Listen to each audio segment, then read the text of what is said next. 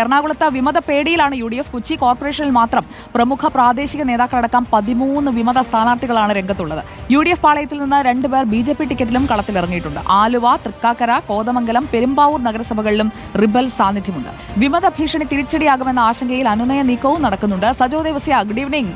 എന്താണ് ഈ വിമതരെ അനുനയിപ്പിച്ച് കൂടെ നിർത്താനായിട്ടുള്ള നീക്കങ്ങളൊന്നും വിജയിക്കാത്തത്? ജയിക്കണ്ടേ?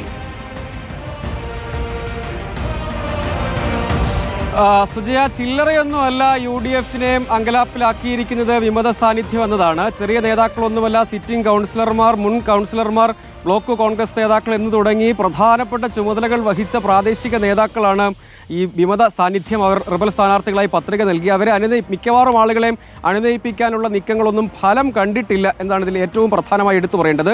ഉദാഹരണത്തിന് UDFന്റെ തൃക്കാക്കര നിയോജക മണ്ഡലം ചെയർമാൻ പ്രധാനപ്പെട്ട ഇലക്ഷനുകൾ, ഉപതെരഞ്ഞെടുപ്പുകൾ അടക്കം നടന്നപ്പോൾ അദ്ദേഹത്തിന് ഈ ചുമതലയുണ്ട്. അദ്ദേഹം പാലാരിവട്ടം ഡിവിഷനിൽ മത്സരിക്കുന്നു. മുൻ ഡെപ്യൂട്ടി മേയർ മത്സരിക്കുന്നു. സമാനമായ രീതിയിൽ നിരവധി നേതാക്കൾ ഇങ്ങനെ മത്സരരംഗത്തുണ്ട്. കൊച്ചി കോർപ്പറേഷൻ എന്നത് കഴിഞ്ഞ തവണ മാത്രം പരിശോധിച്ചാൽ സ്വതന്ത്രരുടെയും സ്വതന്ത്ര കൂട്ടായ്മയുടെയും ഒക്കെ വോട്ടുകൾ, അവർ ചോർത്തിയ വോട്ടുകളാണ് UDFന് അധികാരം നഷ്ടമാക്കിയത്.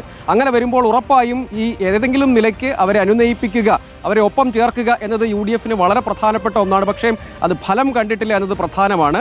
ഈ DCC ഏകപക്ഷീയമായ തീരുമാനങ്ങൾ, നീക്കങ്ങൾ ഉണ്ടാകുന്നു എന്ന വിമർശനമാണ് അവരെല്ലാവരും തന്നെ ഉന്നയിക്കുന്ന ഒരു പ്രധാനപ്പെട്ട കാര്യം. അവിടെ മാത്രമല്ല, ആലുവ നഗരസഭ എടുക്കുകയാണെങ്കിൽ ഘടകകക്ഷികളുടെ പിന്തുണയേ ഇല്ലാതെ, അല്ലെങ്കിൽ ഘടകകക്ഷികൾക്ക് സീറ്റേ നൽകാതെ കോൺഗ്രസ് ഒറ്റയ്ക്ക് മത്സരിക്കുന്ന ആലുവ നഗരസഭയിൽ മുൻ ചെയർപേഴ്സൺ തന്നെ മത്സരരംഗത്തുണ്ട്. അവരെ ഇതുവരെ അനുനയിപ്പിക്കാൻ കഴിഞ്ഞിട്ടില്ല. 5 പേരോളം അവിടെ സാന്നിധ്യമുണ്ട്. സമാനമായി തൃക്കാക്കര എടുക്കുകയാണെങ്കിൽ അവിടെ 6 പേരുടെ സാന്നിധ്യം ഉണ്ട്. അങ്ങനെ പ്രധാനപ്പെട്ട സ്ഥലങ്ങളിലൊക്കെ, പെരുമ്പാവൂർ, കോതമംഗലം അടക്കമുള്ള സ്ഥലങ്ങളിലും ഈ റിബൽ സാന്നിധ്യമുണ്ട്. സ്വാഭാവികമായും ചെറിയ ഭൂരിപക്ഷത്തിലേക്ക് വരുമ്പോൾ, ഒപ്പം 13 സീറ്റുകളിൽ റിബൽ സാന്നിധ്യം ഉണ്ടാകുമ്പോൾ കോർപ്പറേഷന്റെ കാര്യത്തിൽ വലിയ വെല്ലുവിളി ഉണ്ടാകുമെന്ന കാര്യത്തിൽ തർക്കമൊന്നുമില്ല. അങ്ങനെ കോൺഗ്രസും UDF എന്ന പൊതു സംവിധാനം, മുന്നണിയുമാണ് ഏറ്റവും കൂടുതൽ റിബൽ ഭീഷണി എറണാകുളത്ത് നേരിടുന്നത് എന്നത് എടുത്തു പറയേണ്ട കാര്യമാണ്. പലയിടങ്ങളിലും പഞ്ചായത്തുകൾ, വിവിധ തദ്ദേശ സ്ഥാപനങ്ങളിൽ അധികാരം ഉറപ്പിക്കുന്നതിന് ഈ റിബൽ ഭീഷണി ഒഴിവാക്കുക എന്നത് പ്രധാനമാണ്. പലപ്പോഴും ടൈറ്റ് ഫൈറ്റ് നടക്കുന്ന ഇടങ്ങളിൽ 1-2 സീറ്റുകളുടെയൊക്കെ ഭൂരിപക്ഷത്തിലായിരിക്കും കാര്യങ്ങൾ വിധി നിർണ്ണയിക്കാൻ പോകുക. എന്ന മട്ടിൽ നിൽക്കുന്ന കോർപ്പറേഷനാണ്